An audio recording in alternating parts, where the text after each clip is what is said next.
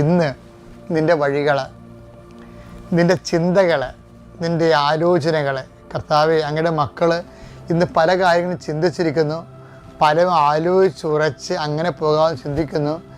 ചിലപ്പോൾ ഇത് വേസ്റ്റായി പോകാൻ സാധ്യതയുണ്ട്. ചിലപ്പോൾ ഓരോ ദിവസവും ഇങ്ങനെ വർക്ക് ചെയ്ത് അവസാനം ഒരു റിസൾട്ടും ഇല്ലാതെ പോണവരുണ്ട്.